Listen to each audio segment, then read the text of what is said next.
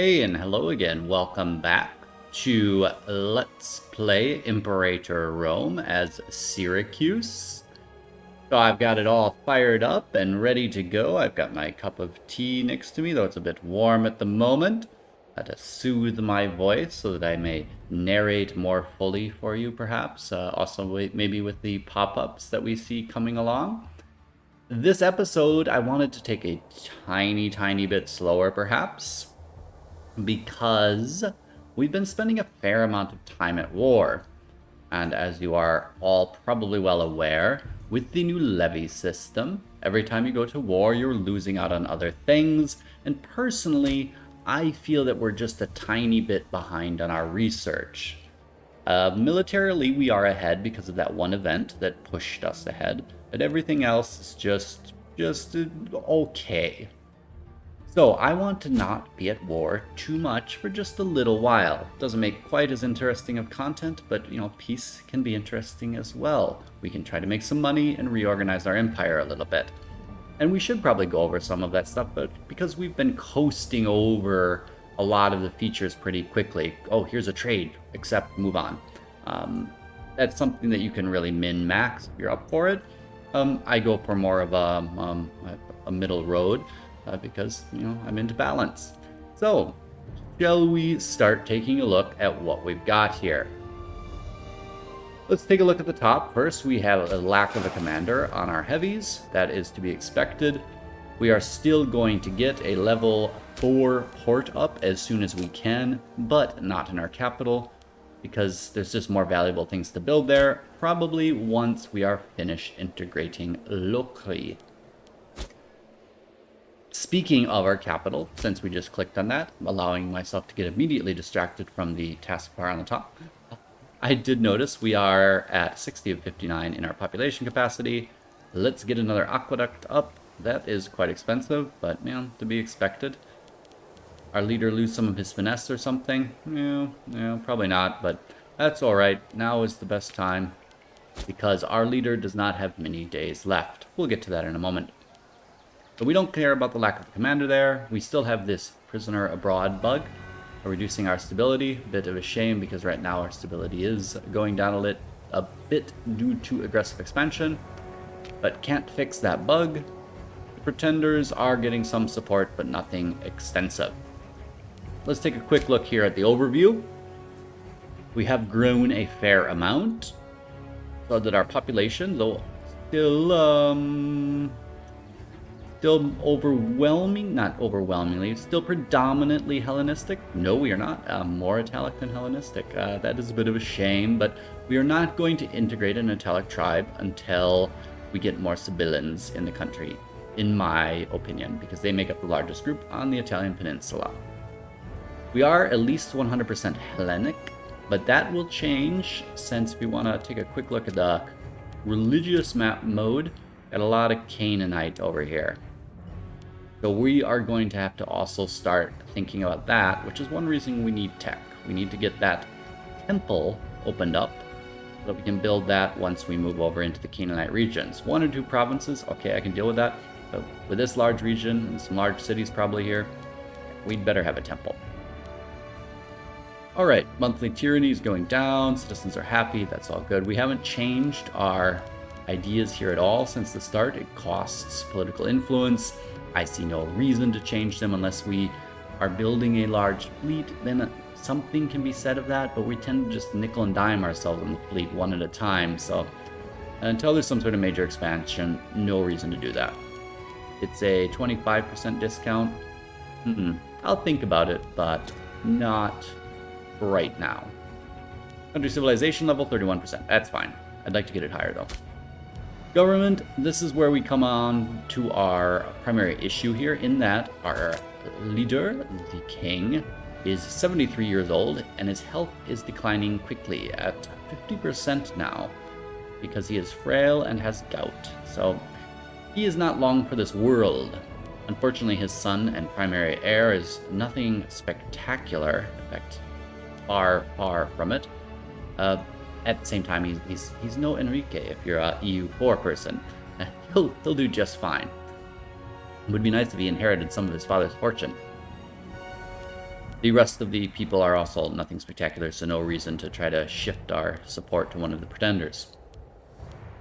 So, nothing we can really do there. There are some buttons down here that I very rarely use. I'd have to really be desperate to get my primary heir in power, and he'd have to have some major competitors to justify spending the influence on that.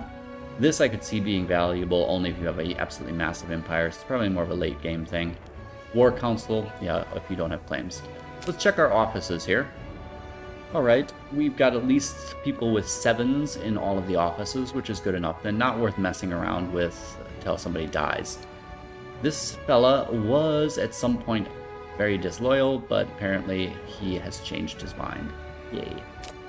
As for laws, the law we want to shoot for, apparently we can actually implement it. Yeah, we can. We're not going to right now.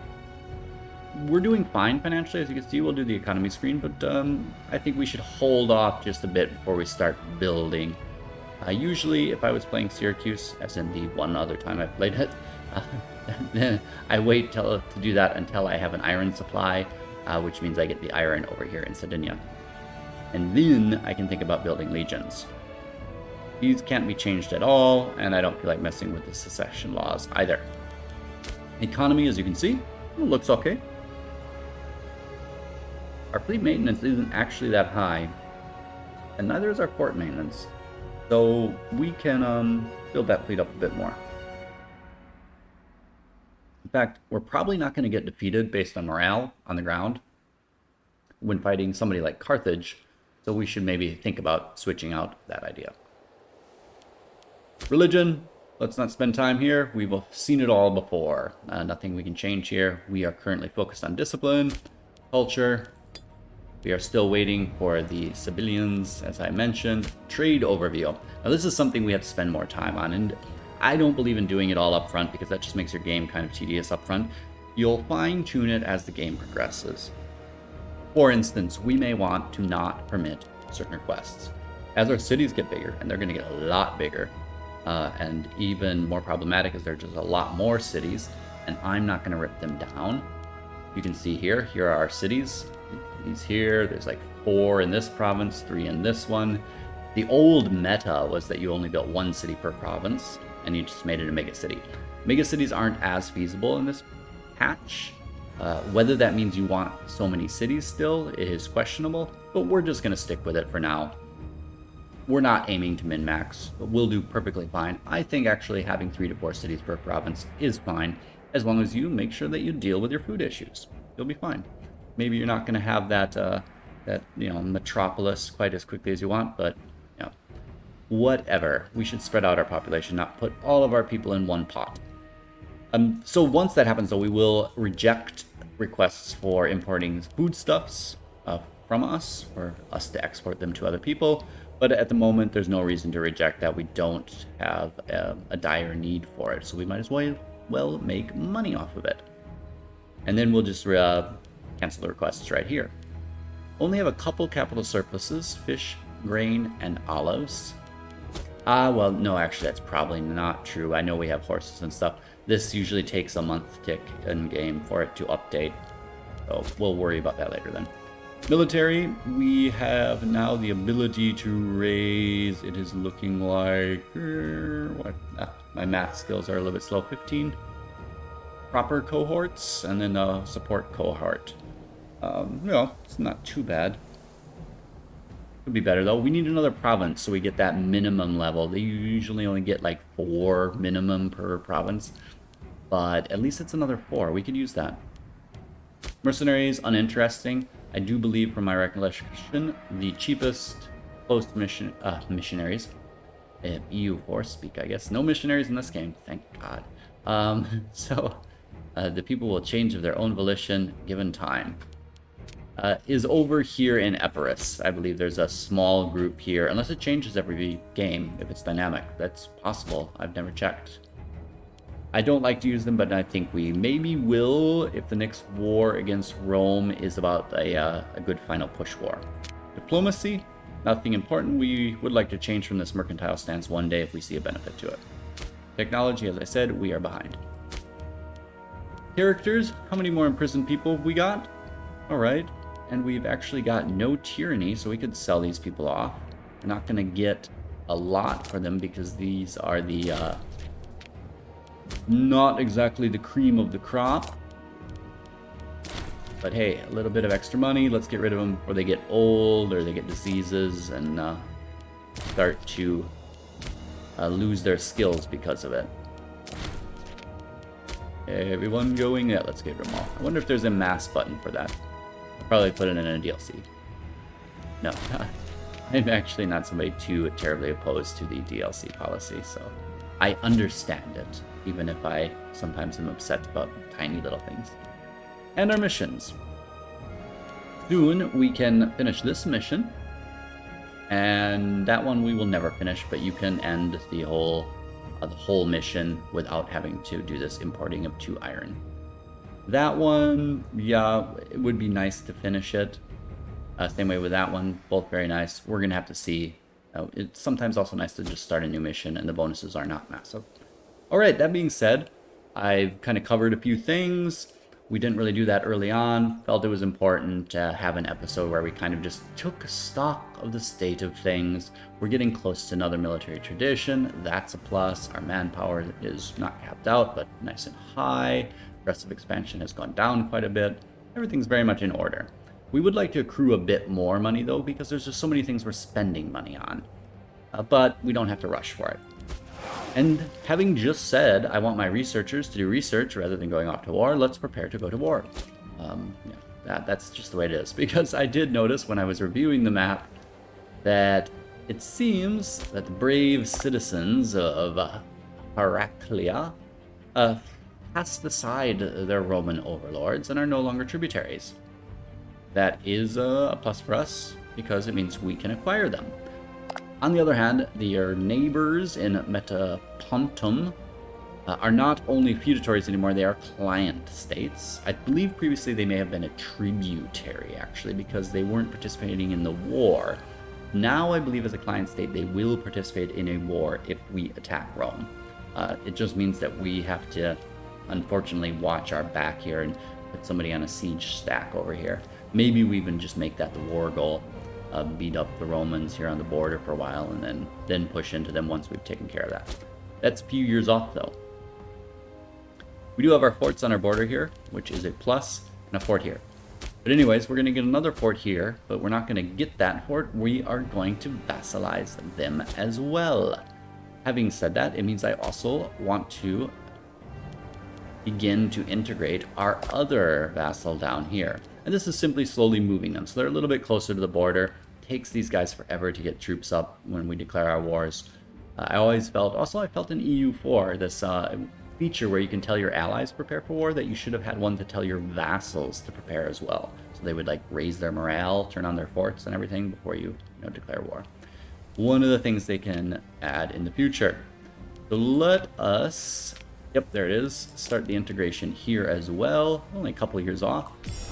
This will, of course, lower our force limit. These guys, I think, are a little bit smaller. They might not be able to raise quite as many troops, but both these cities are very high quality. Producing good goods, and also having some facilities here. 2 libraries, actually, in Brutium. That will be very useful for getting that research ratio up. Okay. Well, let's begin the war. We are going to need our naval forces to come up here then. They're in no hurry though. We can even activate the levy right away. Right there. Oh no, we can't activate it apparently. Let's see how long we gotta wait. Because we just deactivated them. Till May 10th. Well, May 10th will be here quick enough. I gotta work on those shortcuts. We do have something to do here. We need to cancel our military access with them as well. Okay. Well, I'm waiting for May to get here. I can build how many more of these? I still want 4 more triremes.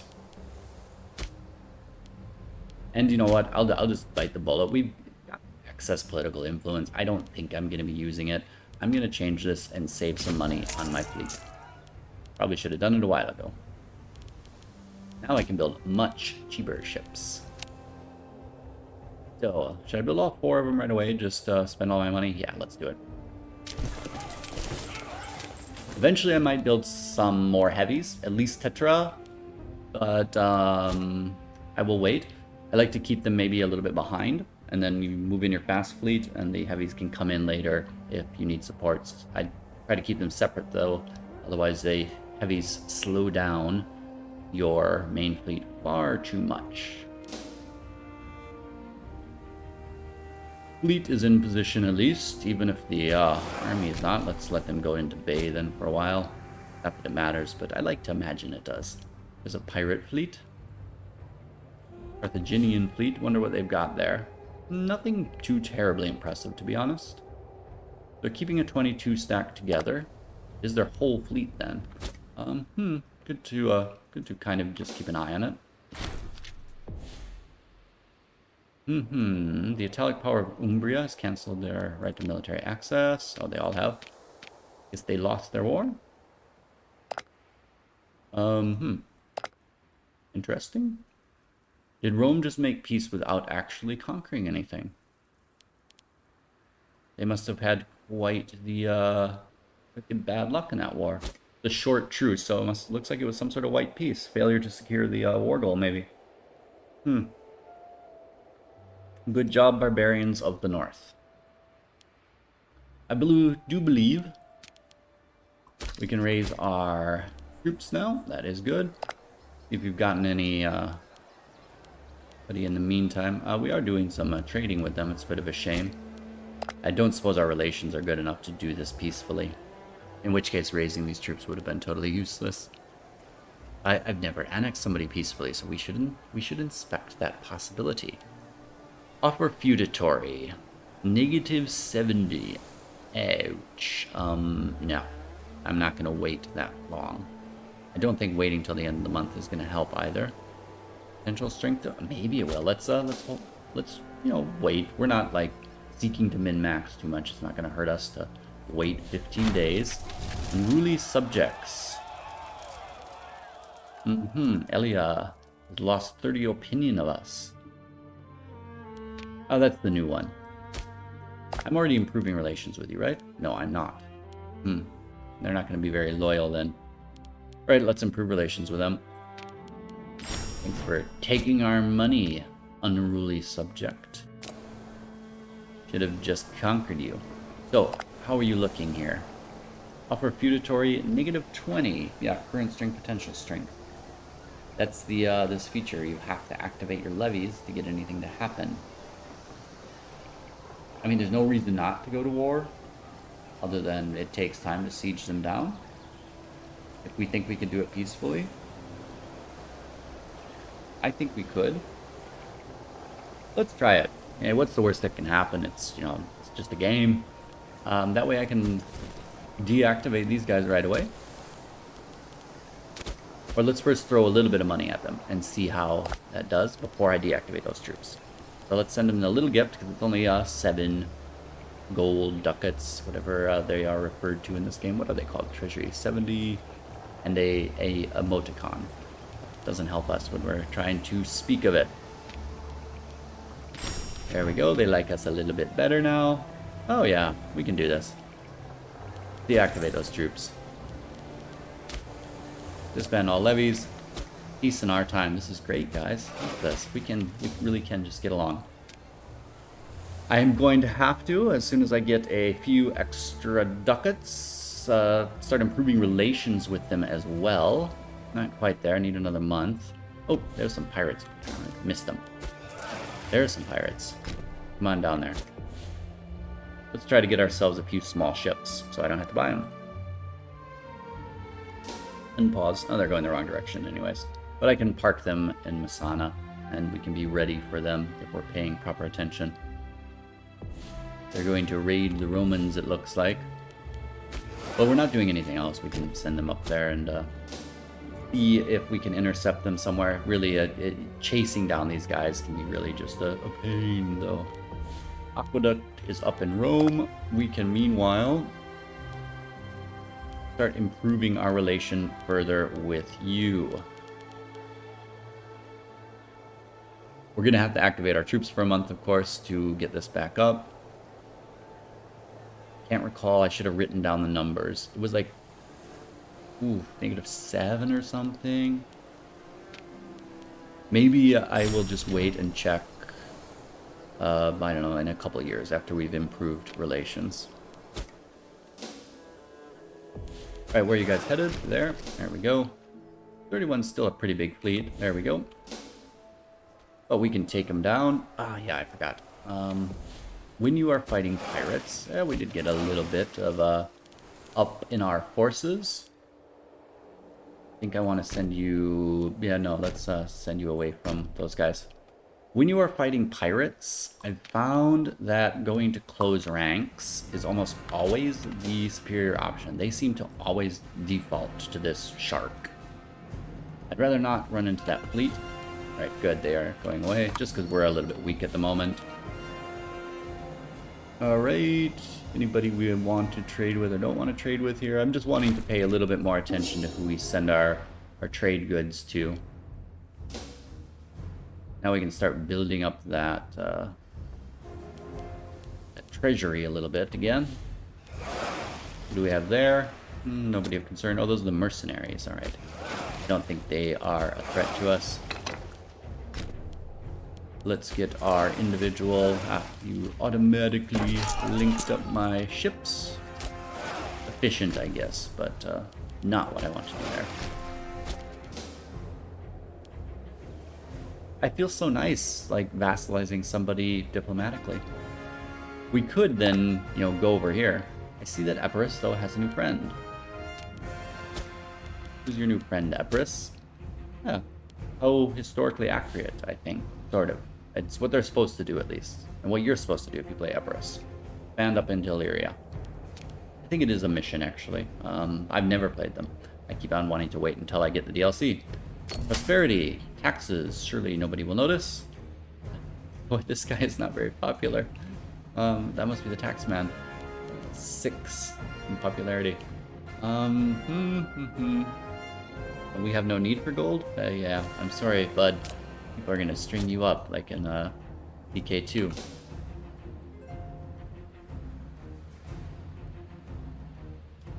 I may try to get you a war in by the end, but we'll see.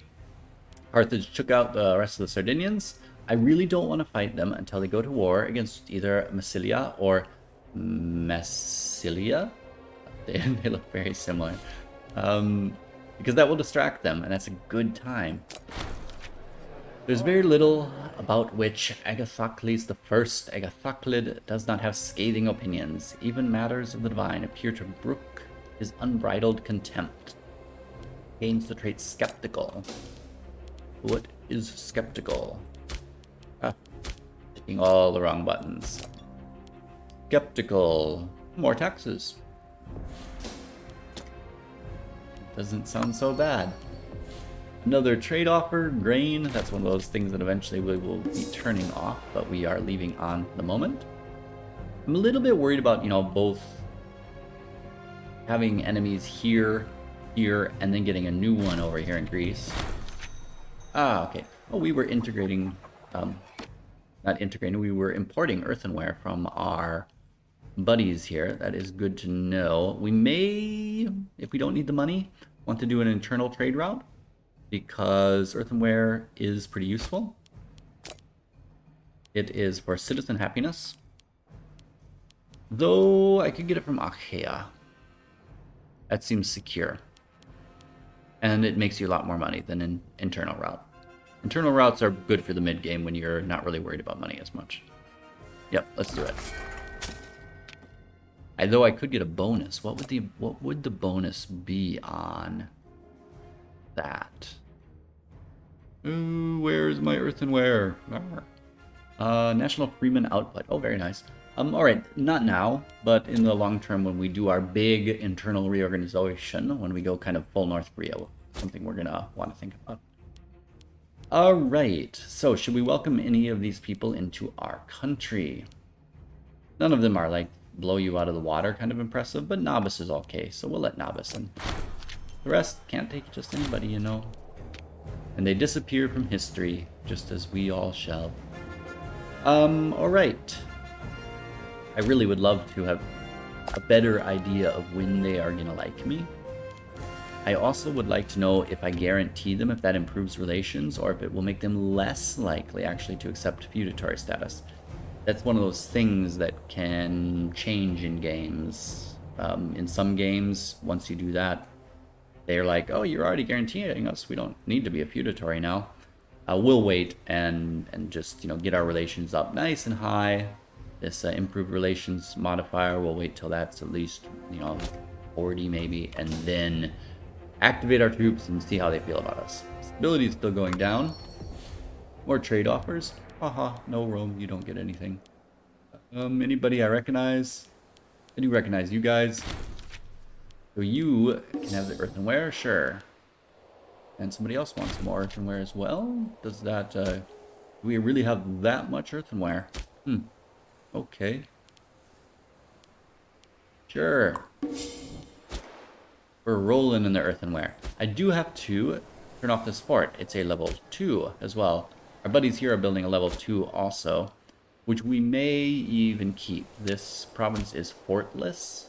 Oh, actually, and this is an update. You can see, remember our provincial capital was here.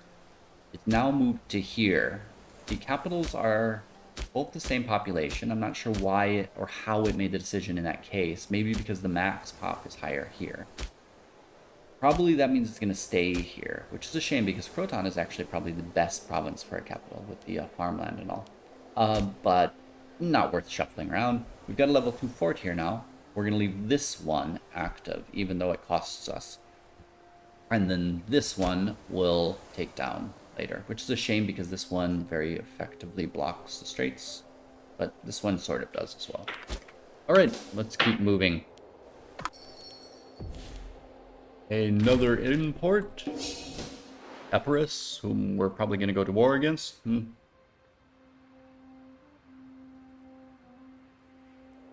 We guys could just grab the island for starters. How would it do for food, I wonder? It's a city. 7 people.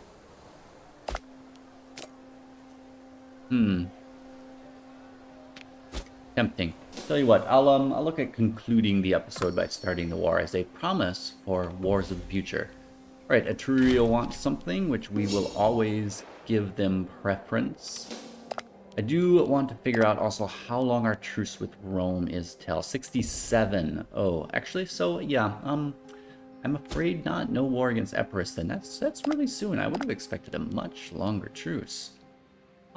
Interesting. I truly hope our king dies before then, because I would like to maybe follow up with another war against Rome very quickly. But I don't want to do it when my ruler is on his deathbed. He's down to 31%. He's not going to last a lot longer. I'm going to get my ships out of Masana just in case. I don't know what would necessarily happen to them, but I don't want them sitting anywhere near. Let's get all the ships, and then let's merge them up. What are these guys doing here? They're not really wanting to move. Oh man, I really should have merged them all before I moved them. They'll all get there eventually. It's like a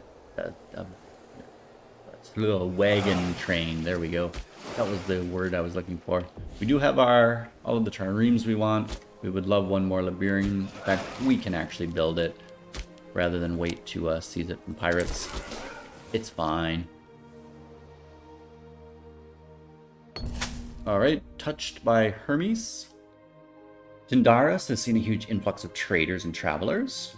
One of our advisors has suggested that we may have been blessed by Hermes. That might be a joke, but maybe we should pay our dues. Let's see. We will be inspired by the gods and make the most of it, so we get a bunch of money and some tax, or a thanks is in order. And then we get tax income boost, civic test investment boost, and a local tax boost. I'm going with this. I think this is more of something you do later in the game when your tax levels are high and you've got a lot of extra political influence rolling around to make investments with. Though a true min-maxer would never be sitting probably at 192 political influence there. You'd be spending it on something. Do we have any free investments? Nope, not yet. Our current investments here add an additional 80, an additional cost of 40. That's new, I think, as well, that the investments, when you make more of them, add a financial cost to future investments. Interesting. Yeah, that really does make stacking quite hard. Good to know. Good to know. All right, we do have enough money for another facility somewhere. I wanted to check our research ratio. It is getting better. That is good. How many citizens have we got hanging out in this new provincial capital? Oh, that's 13 citizens and nobles. Quite a lot, isn't it? Yes, compared to our other persons even. And you have a library. You do not. Oh, we lost the dock level here, probably because it's no longer a capital. That's a bit unfortunate. We're gonna have to build that new docking facility somewhere else then. Let me do a quick survey of our ports and see where we might have a good possibility of getting some extra slots. Neither there, nor there, nor there. I think I'm gonna probably just pick one of the cities that I plan on deprioritizing over here. Something that doesn't matter. I actually always liked ports here in minigames. A good area for supporting your stuff. It means we have to build them all, because I don't really want to do another investment right now in this region. We're going to get more later, but I do want that library up and running. There is nothing else I can rip down except one of the ports. Cost to build, really expensive. I could rip down the marketplace. No, let's just make a provincial investment. It's fine. We've got the spare influence. Not population capacity. We want to do a local building slot. Yep, it's fine. Gotta use that stuff. I think in one of the games I was playing, I ended up having like, almost 400 stockpiled at some point, and I was expanding at a fine rate, but just not fine enough, I guess. Hey, an omen, yay. Let's see, what shall we go for now? Depends on whether we're going to war against Rome right away. Our truce is over in less than a month. I wonder, yeah, let's see, just breaking the truce, that's the only reason they wouldn't join us. So they would probably come then. I do believe then that is the way to go. We have actually run our 30 minutes. I realize this makes it a slow episode, but it was a good review episode. It was necessary. And that way, by keeping it at 30 minutes, I'm not feeling that I have to drag us into something that's not necessary. I will instead conclude slowly here. We'll let the truce timer run out by promising you a more action-oriented episode next time. We may keep that money reserved then, just in case we need to pick up some mercenaries, because I would like to make this the war to end all wars. When has that ever gone wrong? March 1st? I ended on March 1st one other time as well, so maybe that should be our new end date, the Ides of March kind of ending, which would then I should wait till, what, the 15th, I guess it is. Should we do that? I think, no, that's probably really bad luck. We're not going to end and do a save on the Ides of March. All right, so when we come back next time, we will look at probably attacking Rome. Before we attack Rome, we will vassalize this fellow. And we do have to recall, unfortunately, that this guy will join in on Rome's wars now, which will be very much a little bit of an annoyance. Hopefully I can maybe get my vassals to stack there so that I can take care of watching the front. That alone is almost a reason why we might want to pick up a few mercenaries to help out, because our army hasn't gotten significantly bigger. Rome's hasn't either. But that last war was a close fought one, and we're not going to be able to do the same tricks this time. We'll have to take them much more head on.